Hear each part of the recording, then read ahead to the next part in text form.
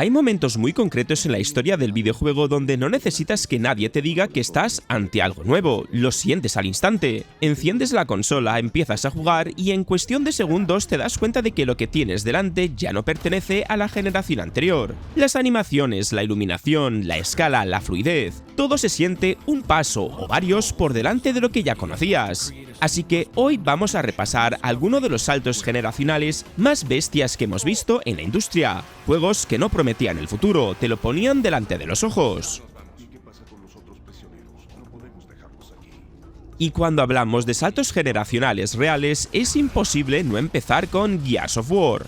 En 2006, cuando todavía muchos juegos parecían versiones algo más bonitas de lo que ya conocíamos, Gears llegó y cambió las reglas sin pedir permiso. Lo primero que impactaba eran los gráficos. No era solo que se viera bien, era el tipo de imagen que ofrecía. Personajes enormes con armaduras llenas de detalles, caras creíbles, animaciones pesadas y contundentes. Todo tenía peso. Las armas parecían de verdad, los escenarios estaban llenos de escombros, polvo, partículas, sombras dinámicas y una iluminación que para la época era una locura. El Unreal Engine 3 no se había visto así en consola, y Gears fue la demo técnica que todo el mundo enseñaba para justificar la Xbox 360.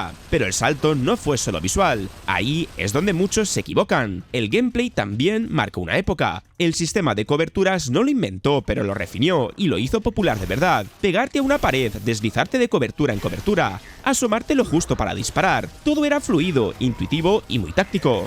El tono también fue clave. Gears era oscuro, serio, casi opresivo. Nada de héroes carismáticos y bromistas. Aquí habían soldados cansados, un mundo destrozado y una sensación constante de una guerra perdida. Eso, unido a una banda sonora contenida y una dirección artística muy marcada, le dio una identidad brutal.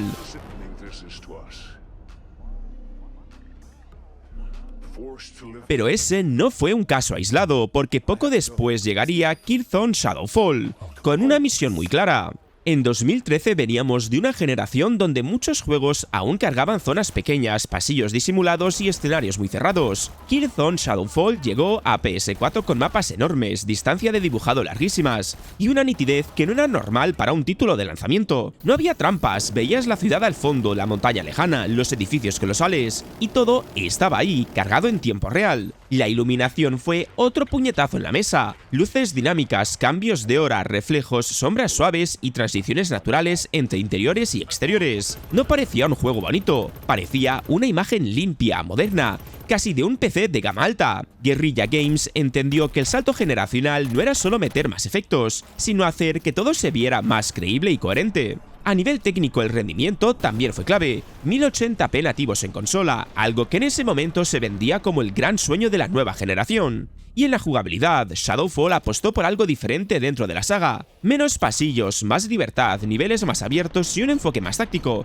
No era solo disparar, podías flanquear, explorar, usar gadgets y afrontar los combates de varias formas. Era el juego que Sony ponía en los escaparates, el que enseñaba para justificar la compra de la PS4 y cumplía. No revolucionó el género, pero sí dejó claro hasta dónde podía llegar la consola desde el primer día. Y en ese mismo contexto apareció Rise: Son of Rome, un juego que, más allá de debates sobre jugabilidad, dejó claro que el nivel de detalle, las animaciones faciales y el espectáculo visual habían dado un salto brutal. Rise no quería convencerte solo con su gameplay, quería que encendieras la consola y dijeras, vale, esto sí es nueva generación. En 2013 ver personajes con ese nivel de detalle en consola era algo muy poco común. Caras realistas, expresiones faciales creíbles, ojos que transmitían emociones y animaciones que parecían sacadas de una película. El trabajo con la captura facial fue brutal para la época y todavía hoy sigue siendo uno de los puntos fuertes del juego. No parecían muñecos, parecían personas. Luego tenías los escenarios, Roma, los bosques, las playas, los coliseos, todo tenía una cantidad de detalle exagerada. Miles de soldados en pantalla, armaduras brillando con la luz, telas moviéndose, partículas por todas partes, sangre, polvo y fuego. Cada combate parecía una escena coreografiada de cine histórico. Crytek quiso demostrar de lo que era capaz su motor gráfico y lo consiguió sin discusión. A nivel de animaciones, Rise también marcó diferencias. Cada golpe tenía peso, cada ejecución estaba animada con un nivel de detalle enfermizo. El combate se sentía muy contundente, físico y visceral. No era profundo, pero sí extremadamente pulido en lo visual y en las sensaciones. Además, Rise fue un juego de lanzamiento, y eso le da todavía más mérito. Mientras otros títulos parecían transiciones entre generaciones, este se sentía directamente sacado de un escaparate tecnológico. Mirad lo que puede hacer la Xbox One desde el día 1. ¿Era perfecto? No. ¿Era repetitivo? Bastante. Pero como salto generacional, Rise cumplió su misión mejor que casi nadie. Años después, esa idea de esto antes no se podía hacer volvería con fuerza gracias a Ratchet & Clank una dimensión aparte. Lo primero que deja a todos con la boca abierta es la carga instantánea. Literalmente saltas entre dimensiones en tiempo real, sin pantallas de carga, sin trucos, sin pasillos disimulados. En un segundo estás en un planeta y al siguiente en otro completamente distinto, con nuevos enemigos, escenarios, iluminación y partículas cargadas al momento. Eso no es magia, es el SSD de la PlayStation 5 trabajando a pleno rendimiento. Y eso es algo que en la generación anterior era simplemente imposible. Visualmente, el juego parece una película de animación interactiva. No se parece, lo es. Modelados ultra detallados, materiales con un nivel de calidad brutal, reflejos, sombras suaves, partículas por todas partes, y una nitidez constante incluso en movimiento rápido. Es uno de esos juegos que puedes pausar en cualquier momento y usarlo como fondo de pantalla. Pero lo importante es que ese apartado técnico no está ahí solo para fardar, influye directamente en el gameplay. Los portales no son un gimmick visual, son una mecánica central. Combates que cambian de escenario en mitad de la acción, persecuciones a través de dimensiones, plataformas que se transforman delante de tus ojos. El DualSense también suma mucho. Cada arma se siente diferente gracias a los gatillos adaptativos. El disparo tiene resistencia, el impacto se nota y el feedback apático acompaña constantemente. No es un añadido decorativo, es una capa más de inmersión que refuerza la sensación de nueva generación. Pero si miramos atrás, ese sentimiento de ruptura ya lo provocó Halo Combat Evolved, cuando redefinió cómo debería sentirse un shooter en consola. En 2001, mucha gente venía de shooters más cerrados, más de pasillo, más de entra en esta sala, limpia enemigos y sigue. Halo llegó a la primera Xbox y te soltó en escenarios abiertos que te daban aire, rutas, vehículos y libertad real para improvisar. Lo primero que fue un golpe sobre la mesa fue el control en consola. Parece una tontería hoy, pero en aquel momento el manejo con un mando en un FPS era complicado en muchos juegos. Halo lo clavó. Stick para mirar, stick para moverte, gatillo para disparar, granadas a mano, cambia de arma rápido. Todo era cómodo, directo y te hacía sentir preciso sin necesidad de ser un pro. Luego está la IA, que fue la auténtica magia. Los enemigos no eran dianas quietas. Los grunts salían corriendo cuando los asustabas. Los élites se cubrían, te flanqueaban, retrocedían si hacía falta y volvían a presionar. El escudo regenerativo también cambió el ritmo del género. Ya no era solo esconderte para buscar botiquines cada 2 pasos. Era asomar, medir el riesgo, retroceder, recuperar escudo y volver a entrar. Eso hizo los combates más dinámicos, más agresivos, más danza que sobrevive a base de curas. Y lo de los vehículos fue otro salto brutal. Subirte a un Warthog con un colega en la torreta, robar un Ghost, entrar en una batalla con tanques y soldados mezclados. Era cine interactivo. Además, el juego te dejaba hacerlo de forma orgánica, sin sentir que estabas en una atracción con raíles. Y un impacto parecido, pero en mundo abierto, lo tuvimos con Infamous Second Son. Lo primero que te entraba por los ojos era la ciudad. Seattle no era un decorado vacío, se sentía viva, con una iluminación mucho más natural. Reflejos, neones, partículas, humo, lluvia y un nivel de detalle en materiales que en PS3 era impensable. Los cristales, el asfalto mojado, las chispas, la niebla ligera en ciertas zonas, todo tenía ese toque next gen que no era solo resolución, era calidad de imagen y atmósfera. Luego tenías al protagonista, Delsin Rowe, y aquí viene otro punto clave, las animaciones y las caras. Para la época, el trabajo facial, las expresiones y cómo se movían los personajes en escenas importantes, era de lo más convincente que había en un juego de mundo abierto. No eran muñecos soltando frases, se notaba el salto en captura de movimiento y en la forma de contar la historia con más detalle visual. Pero el verdadero wow venía cuando jugabas, porque Second Son era un festival de efectos en pantalla sin que el juego se rompiera. El poder de humo, el del neón, el del vídeo, Cada uno tenía su propia identidad visual, y cuando explotabas un combate con partículas por todas partes, estelas, destellos, destrucción y enemigos volando, el juego aguantaba con una fluidez muy sólida para ser un título relativamente temprano de PS4.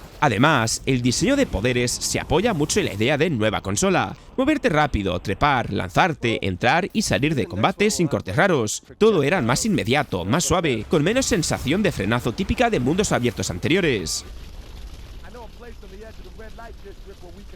Y antes de eso, Grand Theft Auto 3 ya había roto todas las reglas al llevar el mundo abierto al 3D con una libertad nunca antes vista.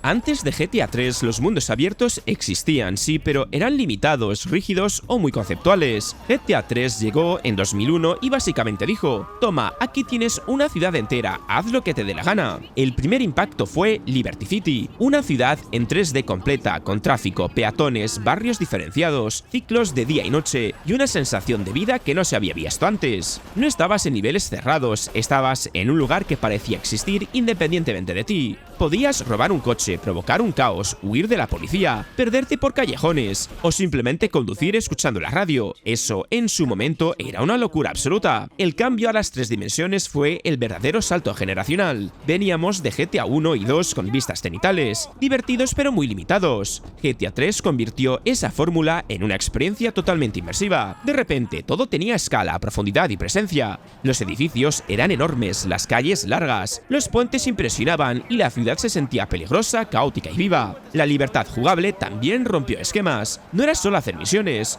podías ignorarlas durante horas, liarla por tu cuenta, experimentar con el sistema de búsqueda policial, descubrir secretos o simplemente explorar. El juego no te llevaba de la mano, te soltaba y confiaba en tu curiosidad. A nivel técnico, para PS2 fue un golpe sobre la mesa. Distancias de dibujados decentes, físicas simples pero efectivas, y una cantidad de sistemas funcionando a la vez que parecía imposible para la época. Todo podía romperse, explotar o salirse de control en cuestión de segundos. Y décadas después, Demon's Souls Remake repetiría la jugada como una demostración técnica, mostrando cómo una nueva generación podía transformar un clásico en algo visualmente apabullante, fluido y sin cargas. Demon's Souls Remake parece un juego de otra época comparado con la generación anterior. Iluminación completamente nueva, sombras dinámicas, partículas por todas partes, niebla volumétrica, fuego realista, reflejos y materiales con textura física. Boletaria ya no era solo oscura, era opresiva, húmeda y pesada. Cada piedra, cada armadura, cada enemigo tiene un nivel de detalle enfermizo. Es uno de esos juegos que te obliga a caminar despacio solo para mirar. Pero el salto no es solo que se ve mejor, es cómo se ve en movimiento. Todo va fluido, limpio y estable, incluso en momentos cargados de enemigos y efectos. Animaciones mucho más naturales, impactos con peso real, y enemigos que transmiten amenaza solo por cómo se mueven. Luego está uno de los mayores golpes de la nueva generación, los tiempos de carga, o mejor dicho, la ausencia de ellos. Morías, cargabas y estabas de vuelta en segundos, algo que en un Souls cambia completamente la experiencia. Menos frustración técnica, más ritmo, más ganas de seguir intentándolo. Es un cambio silencioso pero brutal. Y si hablamos de rupturas absolutas, Crysis fue el ejemplo perfecto de ambición desmedida. Hablar de Crysis es hablar del juego que durante años se usó como broma y como referencia a la vez. Pero ¿te corre Crysis? Y esa frase existe por una razón muy simple. Cuando salió en 2007 no era que se viera bien, es que parecía un juego venido del futuro, uno que el hardware de la época apenas podía aguantar sin sudar. El primer golpe fue el apartado técnico. La jungla no era un decorado plano, era un ecosistema lleno de vegetación densa, iluminación realista, sombras dinámicas, agua con reflejos y una distancia de dibujado que en PC dejaba a la mayoría de juegos en ridículo. Mirabas a lo lejos y veías montañas, palmeras, bases, humo en el horizonte, y todo se sentía continuo, sin cortes evidentes. Crysis no solo subió el listón, lo cambió de altura, pero lo más bestia es que ese realismo no era solo visual, era sistémico. La física y la destrucción estaban integradas en el gameplay. Podías tumbar árboles, reventar cabañas, romper coberturas, usar objetos del entorno, y el juego reaccionaba de forma creíble. Y ahí entra el Nanosuite, que fue otra revolución. Velocidad para flanquear, fuerza para saltar y lanzar cosas, armadura para aguantar un empuje, camuflaje para jugar al sigilo. De repente, el shooter te daba herramientas herramientas para resolver situaciones a tu propia manera, sin obligarte a seguir un único camino. Podías entrar como un fantasma, como un tanque o como un loco corriendo a cuchillo y funcionaba. Crysis fue un salto generacional porque no fue más bonito, fue un salto de ambición.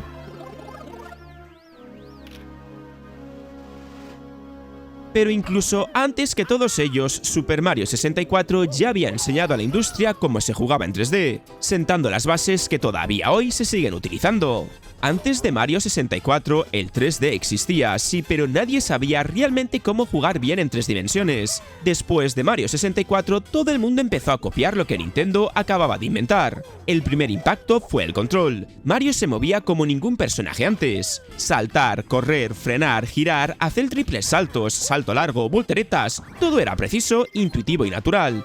Por primera vez en un juego 3D, sentías que controlabas al personaje, no que luchabas contra la cámara o el movimiento. El stick analógico del mando de Nintendo 64 fue clave aquí, y Mario 64 demostró para qué servía mejor que ningún otro juego. Y hablando de la cámara, otro punto revolucionario. La Kitu como cámara dinámica fue una idea brillante. Podías ajustarla, moverla, alejarla, acercarla. No era perfecta, pero para la época fue un milagro funcional. De repente, el 3D dejaba de ser un obstáculo y pasaba a ser parte del juego. Luego tenías el diseño de niveles que fue una locura absoluta. Mundos abiertos dentro de cada fase, objetivos no lineales, varias estrellas por nivel, rutas alternativas, secretos y exploración libre. No te decían exactamente qué hacer todo el tiempo. Entrabas en un mundo y decidías cómo abordarlo. Eso, en 1996, era ciencia ficción jugable. Y el castillo de Peach fue otro golpe maestro. Un hub en 3D, lleno de misterios, cuadros que eran portales, zonas ocultas, sonidos inquietantes y una sensación constante de descubrimiento. No era un menú, era un lugar vivo que invitaba a curiosear. Y al final, cuando miras todos estos juegos en perspectiva, te das cuenta de algo muy claro. Los saltos generacionales de verdad no pasan todos los años. No son habituales, no son automáticos y desde luego, no dependen solo de que salga una nueva consola. Depende de que llegue un juego que se atreva a exprimirla de verdad, que no tenga miedo de enseñar músculo y que marque un estándar que el resto tarde años en alcanzar. Y ahora te toca a ti. Quiero que me dejes en comentarios cuál fue el juego que a ti te hizo sentir ese salto generacional de verdad, ese que encendiste y dijiste, vale, esto ya es otra cosa. Y si te ha gustado el vídeo ya lo sabes, dale al like, al hype y suscríbete si no lo estabas. Dicho esto, nos vemos en el próximo vídeo.